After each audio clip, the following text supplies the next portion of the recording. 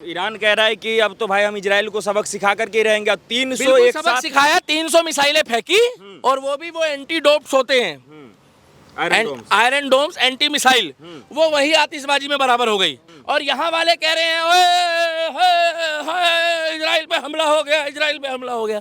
अरे भाई तुम्हारे को तो महंगाई और बेरोजगारी दिख रही है। इजराइल का प्रधानमंत्री योगी जैसा बंदा होता, वहाँ पर भी अज्ञात हमले होते, ईरान जैसे देशों में, हमास जैसे देशों में अज्ञात हमलावर आते और वो मिस्टर इंडिया बन के चले जाते। क्योंकि योगी जी ऐसे मुद्दों पे ना इजराइल से भी 100 गुना आगे हैं। पूछो कैसे? कैसे? इजराइल वाले के तो आधे बाल हैं, योगी जी ने पूरे उड़वा रखे हैं। योगी जी के पास टाइम नहीं है भाई साहब कंघी करने का। तुम लोग झंडा जला रहे हो उस देश का, इजराइल का, मगर एक बात तो बता दो, उससे तुम्हें मिला क्या? तुम्हारे को बाहर के मुस्लिम नहीं मानते। वो क्या कहते हैं मालूम है? कि यहाँ वाले कन्वर्जन है और वहाँ वाले जो हैं वो अपने आप को सच्चा जो है मुसलमान मानते हैं, जो इनका भगवान है उनके वंशज। ये लोग कह रहे हैं कि हमास के साथ गलत हो रहा है, तो भैया तुम वहां जाके उनकी तरफ से युद्ध लड़ो। तो 56 इस्लामिक कंट्री में से 30 से 35 इस्लामिक कंट्री इजराइल का साथ क्यों दे रही है और चुप क्यों बैठी है? चुप रहने का मतलब पता क्या होता है? चुप रहने का मतलब होता है कि हम सपोर्ट कर रहे हैं। केवल एक ही बंदे को खुजली मच रही है, वो है ईरान। क्या? और उसके पास 4-6 चीजें आ गई है, इसलिए उनको ये बोलो कि कहीं तुम्हारा हाल भी पाकिस्तान वाला ना हो जाए। सऊदी का मुस्लिम कौन सा है? ईरान का मुस्लिम कौन सा है? इराक का मुस्लिम कौन सा है? कतर का कौन सा है? कुवैत का कौन सा है?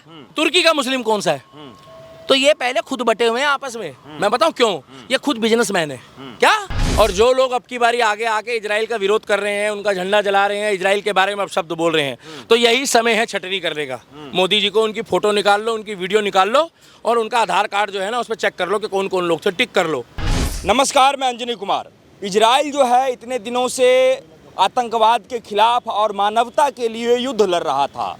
अब इस बीच में ईरान ने इजराइल पे हमला कर दिया और एक ही दिन में 300 रॉकेट से हमला किया, जिसके बाद जो है इजराइल का आयरन डोम सिस्टम जो है उस 300 मिसाइल को नष्ट नाबूद कर दिया। लेकिन भारत में एक वर्ग ऐसा है जो ईरान के समर्थन में आकर के इजराइल के झंडे को जलाता है, इजराइल के झंडे पे पैर रख के चलता है और ईरान के समर्थन में यहाँ पे नारे लगाता है। और एक पीस पार्टी के नेता हैं शादाब चौहान, जो लिखते हैं अपने ट्विटर पे कि इंशाअल्लाह फतह हक की होगी, आमीन आमीन आमीन। अब हम जानने की कोशिश करेंगे कि जब भारत के प्रधानमंत्री इतने बड़े, अभी लोकतंत्र का पर्व है भारत में और वो न्यूट्रल हैं, किसी का पक्ष नहीं ले रहे हैं, तो फिर भारत के लोग एक देश का पक्ष लेकर के, ईरान जैसे देश का पक्ष लेकर के क्या साबित करना चाहते हैं? कैसे देखते हैं इन सब चीज़ों को? ईरान ने 300 रॉकेट से हमला किया, उसके बाद भारत में जो है खुशी मनाई जा रही है कि इजराइल के साथ अब जो होगा अच्छा होगा।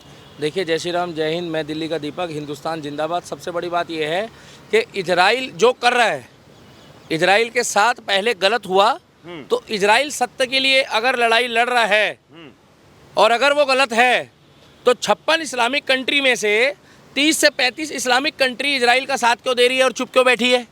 चुप रहने का मतलब पता क्या होता है? चुप रहने का मतलब होता है कि हम सपोर्ट कर रहे हैं। जरूरी नहीं है कि जाके ये दिखाना कि भैया हम हमास के साथ हैं। अगर आप चुप हो तो आप इसका मतलब उसके साथ हो, और अगर आप सही के साथ हो तो आप हमास का साथ दो। अगर आपको हमास इतना बढ़िया लगता है तो आप इजराइल के खिलाफ दरवाजे खोलो ना अपने और इजराइल को झेलो। मुझे इतना पता है भाई, ये हमने किताबों में पढ़ा था, महाभारत काल से सुनते हुए आ रहे थे। भगवान श्री कृष्ण ने कहा है, रामचरितमानस में लिखा है कि हिम्मत होनी चाहिए, दिमाग होना चाहिए। एक चींटी जो होती है वो भी हाथी का जो है नरसंहार कर लेती है। अब इजराइल जो है वो नक्शे में भले इतना सा है, हमारे देश में एक राज्य है छत्तीसगढ़। छत्तीसगढ़ का अगर आप क्षेत्रफल देखोगे और इजराइल का देखोगे तो लगभग सामान्य है, उससे कम ही होगा। मगर वहाँ की जो आर्मी है, वहाँ का प्रत्येक नागरिक आर्मी मैन है। दूसरा, वहाँ के अंदर हिम्मत है। तीसरा, वहाँ की महिलाएं जो सैनिक है। और चौथा, इन्होंने सबसे पहली जो शुरुआत करी थी वहाँ के महिला सैनिक के साथ एक शर्मसार हरकत करी थी, तब जाके इजराइल ने एक ऐसा एक्शन लिया कि आज वहां पर बच्चे और महिलाओं को आगे कर कर अस्पतालों में अपना सिस्टम बनाकर ये सोच रहे हैं हम बच जाएंगे। दूसरी बात, आज सऊदी अरब से भारत के बहुत अच्छे संबंध है। आपको पता है कि वहां पर वो शाहरुख खान भी घूम रहा होता है। शाहरुख खान तो ब्रांड एम्बेसडर है यूएई का, और बुर्ज खलीफा में उनकी फोटो लगती है। मगर बुर्ज खलीफा वाला ही व्यक्ति शाहरुख खान खुल के क्यों नहीं समर्थन कर पा रहा? बताओ, मैं बताओ ना, आप बताओ। क्यों नहीं कर रहा? आपके पास भी जवाब नहीं होगा, जवाब मेरे पास है, पूछो क्या? क्या? हाँ, मेरे को पता है ना, मैं पढ़ के आता हूँ, तुम्हारी तरह नहीं हूँ। हे मोदी, हे योगी करते रहो पूरे दिन, है ना? और तुम सोच रहे हो मोदी हार जाएगा। 24 में दोबारा अब्बू आ रहे हैं, 24 में दोबारा अब्बू आ रहे हैं, चल रहे हैं ना भैया, उसमें मिनट चल रहे हैं ना। शाहरुख के अब्बू। अब एक बात बताओ, वो इसलिए नहीं कर पा रहा, वो ब्रांड एम्बेसडर है वहाँ का। अब सऊदी का जो शेख है ना, वो अंदर खाते में इजराइल के साथ ही है, दिखा नहीं पा रहा। रमजान के पाक महीने में जिस समय में, बात बता रहा हूँ, आपको याद है कभी जो हार्ट अटैक आया एक भाई साहब को, क्या नाम है उनका? उत्तर प्रदेश में मुख्तार अंसारी। मुख्तार अंसारी को हार्ट अटैक आया रमजान के पाक महीने में, पिछले बार रमजान में अतीक अहमद हुआ। क्या आप कहते हो कि अल्लाह के बिना तो पत्ता नहीं हिलता? आप कहते हो अल्लाह के बिना पत्ता नहीं हिलता, तो इसमें भी अल्लाह की रजामंदी थी कि पिछली बार भी रमजान के पाक महीने में एक राक्षस गया और इस महीने भी रमजान के पाक महीने में एक राक्षस चला गया। वो लगातार यही चल रहा है। दूसरी बात ये है कि ये लोग कह रहे हैं, एक तरफ तो वो अफसोस करने के ओवैसी गया था ये बोलने, मगर ये कौन सा अफसोस है कि वहां जाके तुम लेग पीस खा रहे हो, बिरयानी खा रहे हो, और इधर तुम अफसोस कर रहे हो। तुम्हारा टेबल सजा हुआ है काजू बादाम किशमिश पिस्ते से, तुमने गरीब लड़कियों की शादी नहीं कराई क्या? तुमने जरूरतमंदों को खाना नहीं खिलाया, ये जिसको रोजे इफ्तार पार्टी बोलते हैं क्या, जिसमें गिने चुने लोगों को बुलाते हैं, फोटो शूट कराते हैं, हालांकि वो उनका मैटर, हमें कोई लेना देना नहीं है। मगर मुझे एक बात बता दो, वहां पर वो टंगड़ी कबाब खा रहा, बिरयानी खा रहा, और तुम मोदी को बोलते हो मोदी पाकिस्तान गया था बिरयानी खाने। अरे मूर्खो, मोदी महिलाओं की इज्जत करता है। नवाज शरीफ ने अपनी बेटी की शादी के लिए निमंत्रण दिया था 10 बार, और ये हिंदुस्तान की सनातन की संस्कृति है कि अगर बेटी की शादी के लिए बुलाया हो ना, तो कन्यादान देना बनता है। कहते हैं लड़के की शादी में एक बारी को मत जाओ, मगर लड़की का कन्यादान पहुंचा दो। क्या? तो वो शॉल भी देकर आए, लिफाफा भी देकर आए, जय श्री राम, और ये भी बता कर आए कि हमने पाकिस्तान नाप लिया तुम्हारा, और ये भी देख लिया कि कौन कहाँ रहता है। क्या? अब इजराइल जो है, मोदी जी देखो क्यों शांत है, आपको मालूम है? मोदी जी ये नहीं चाहते कि किसी को फिलहाल बुरा लगे, मगर योगी जी को बुरा और भले से कोई मतलब नहीं है। योगी जी को बुरा लगता है, किसी को लगे, योगी जी ये कहते हैं बाहर के चूल्हे में जाओ। क्या? कोर्ट वोट जाने की जरूरत नहीं पड़ती उनके टाइम पे। मैं इसीलिए बोल रहा हूँ कि 24 तक हम मोदी जी को देख रहे हैं, 24 के बाद हम मोदी जी से बढ़िया योगी जी को चाहते हैं, क्योंकि योगी जी ऐसे मुद्दों पे ना इजराइल से भी 100 गुना आगे हैं। पूछो कैसे? कैसे? इजराइल वाले के तो आधे बाल हैं, योगी जी ने पूरे उड़वा रखे हैं। योगी जी के पास टाइम नहीं है भाई साहब कंघी करने का। जिस टाइम पे योगी जी अपने जेट प्लेन पे चढ़ेंगे ना, उस टाइम पे तुम यूएन को छोड़ो, उनका यूनाइटेड नेशन होगा, यूएसए। हमारा खुद का नेशन है, उसको कहते हैं हिंदुस्तान, और यहाँ मर्द के बच्चे पैदा होते हैं। ये लोग कह रहे हैं कि हमास के साथ गलत हो रहा है, तो भैया तुम वहाँ जाके उनकी तरफ से युद्ध लड़ो। पहली बात सुन लो, पूरा बोलने दो। दूसरी बात क्या है, अगर आपको लग रहा है कि अत्याचार देखना आपकी किताब के हिसाब से भी गलत है और हमारी किताब के हिसाब से भी गलत है, मगर हमारे हिसाब से वो अत्याचार नहीं हो रहा है, हमारे हिसाब से वो इंसाफ हो रहा है। जिस तरीके से आर्मी वाला अगर किसी आतंकवादी को ऊपर भेजता है 72 हुरों के पास, तो उसको मेडल मिलता है, मगर भगवान ना करे कभी अगर राह चलते के साथ कोई अपराध करता है तो उसको वही सजा मिलती है जो योगी जी दे रहे हैं। उसी तरीके से इजराइल जो है वो सेना युद्ध लड़ रहा है, और इतने अच्छे लोग हैं। तो 56 इस्लामिक कंट्री के मौलाना क्या कर रहे हैं, शाहरुख खान क्या कर रहा है, सऊदी का शेख क्या कर रहा है, कुवैत का शेख क्या कर रहा है, केवल एक ही बंदे को खुजली मच रही है, वो है ईरान। क्या? और उसके पास 4-6 चीजें आ गई है, इसलिए उनको ये बोलो कि कहीं तुम्हारा हाल भी पाकिस्तान वाला ना हो जाए। ईरान कह रहा है कि अब तो भाई हम इजराइल को सबक सिखा करके रहेंगे। 300 एक सबक सिखाया, 300 मिसाइलें फेंकी, और वो भी वो एंटी डोप्स होते हैं, आयरन डोम्स एंटी मिसाइल, वो वही आतिशबाजी में बराबर हो गई जैसे दिवाली और दशहरे में मनाई जाती है। और यहाँ वाले कह रहे हैं इजराइल पे हमला हो गया, इजराइल पे हमला हो गया। अरे भाई तुम्हारे को तो महंगाई और बेरोजगारी दिख रही है, तुम्हारे को महंगाई और बेरोजगारी दिख रही है, तुम्हें हमें नहीं। और तुम लोग वहाँ पर नाच गाना कर रहे हो, तुम लोग झंडा जला रहे हो उस देश का, इजराइल का। मगर एक बात तो बता दो, उससे तुम्हें मिला क्या? अगले दिन तुम्हारे को ईरान से फोन आया क्या? हाँ हेलो, हाँ मैं ईरान से बोल रहा हूँ, आपने जो मेरे पक्ष में जो काम करा है उसके लिए मैं आपको धन्यवाद कहता हूँ। तुम्हारे को बाहर के मुस्लिम नहीं मानते। वो क्या कहते हैं मालूम है कि यहाँ वाले कन्वर्जन है और वहाँ वाले जो हैं वो अपने आप को सच्चा जो है मुसलमान मानते हैं, जो इनका भगवान है उनके वंशज।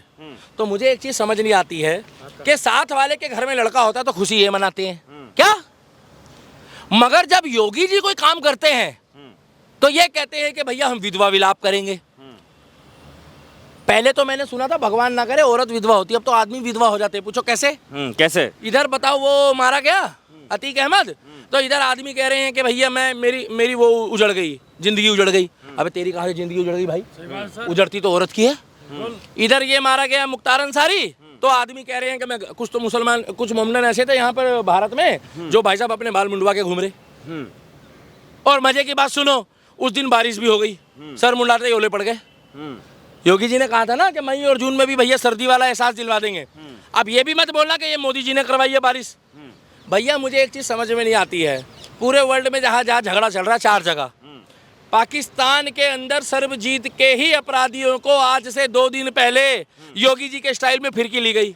कैसे ली गई फिरकी? आप बताओ किसने ली? कहा जा रहा है कि अज्ञात आदमी था वो ही अज्ञात थे। देखो जैसे अज्ञात ऐसा होता है, मैं आपको बताऊं, एक गाड़ी होती है, कभी गाड़ी पलट जाती है, कभी आप जैसे पत्रकारों के बीच से लोग घुस जाते हैं और ठाए ठाए करके चले जाते हैं, कई बार अटैक पड़ जाता है और कई बार जो है ना अचानक से अज्ञात आते हैं और अज्ञात चले जाते हैं। मगर 24 में अज्ञात लोग नहीं जिताएंगे मोदी को।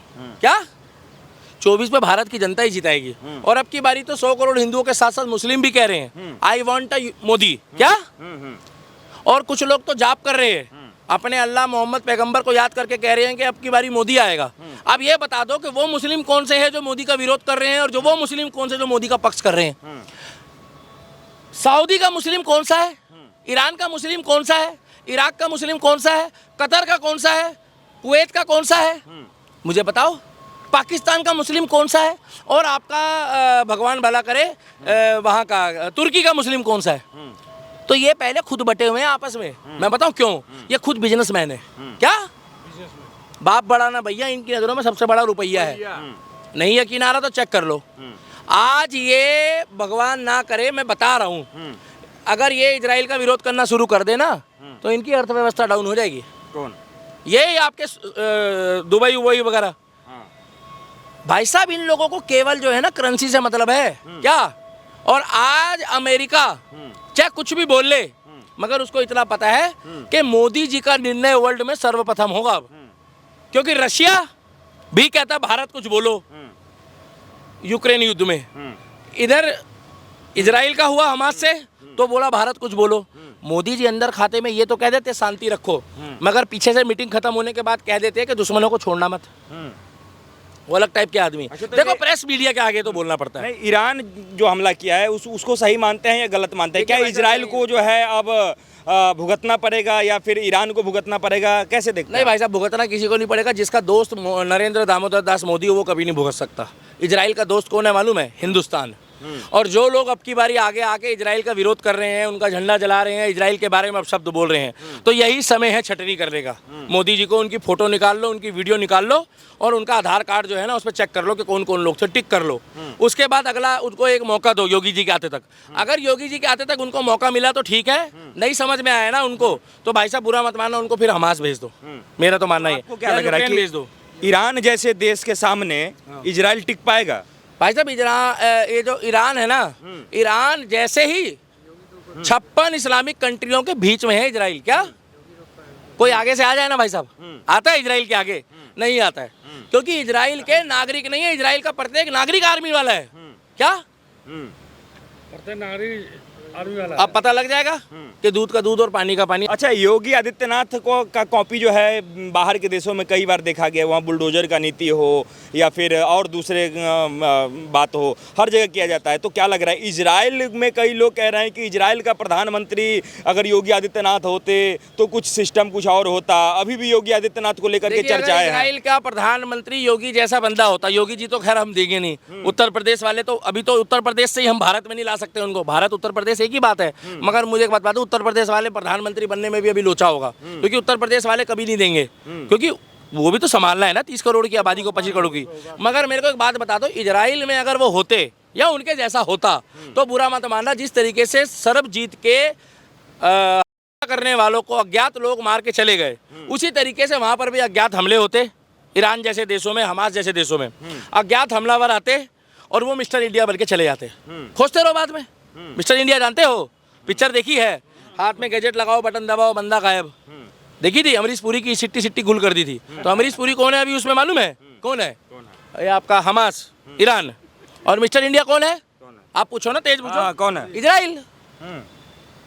वो करता है और चला जाता है। ये इतना बड़ा चुनाव हो रहा है देश में, इस चुनाव के बीच में कई लोग जो जब ईरान का समर्थन कर रहे हैं, तो क्या लग रहा है कि चुनावी माहौल बिगाड़ने की कोशिश देखो की भाई जा साहब, रही है कोई देश किसी में? का भी समर्थन करे, मगर अभी हम कहाँ हैं? कौन सा देश है ये? हिंदुस्तान? हाँ। या हम ईरान में हैं या इजराइल में हैं? कहाँ हैं हम? हिंदुस्तान में। तो बस फिर यहाँ की बात करो ना, काहे टेंशन ले रहे हो? यही तो हो रहा है इजराइल का तो उनको विरोध बोलो में फिर जो वहीं जाके वोट डाल दे, फिर यहाँ वोट मत डाले। 26 चिरकुट क्या करेंगे फिर वो लोग, अगर ईरान की बातें करेंगे तो? तुम लोग ईरान को, अगर तुम ईरान के बारे में सोचोगे तो 26 चिरकुटों को वोट कौन देगा? वहाँ ईरान से आएंगे लोग देने। ईरान वालों का वोट कहाँ होता है यहाँ पे? पागल वागल हो क्या? अपना काम करो। लेकिन भारत के ही हैं, एक पार्टी के नेता हैं शादाब चौहान, अरे बोलने वो दो, कह रहे हैं मेरे कि को कोई मतलब इंशाअल्लाह फतेह होगी हक की। बिल्कुल होगी। देखो भाई साहब, फतेह होनी होती ना, सुनो मेरी बात सुनो, तो पाकिस्तान को आटा मिल जाता। फतेह होनी होती तो पाकिस्तान में इतनी भूखमरी है, फॉरेन करेंसी खत्म हो गई है, फॉरेन रेवेन्यू खत्म हो गया है। और आज पाकिस्तान में मैंने सुना है कि जब शादी की पार्टी होती है तो वहाँ पर तालाब के अंदर खाने का इंतजाम करा जाता है। तालाब के अंदर से ही आदमी आता है कि एक प्लेट पकड़ाता है, क्योंकि जो लोग अच्छे कपड़े पहन के जाते हैं ना, वो तालाब में नहीं जाते हैं खाना लेने। पाकिस्तान में इतनी भूखमरी है।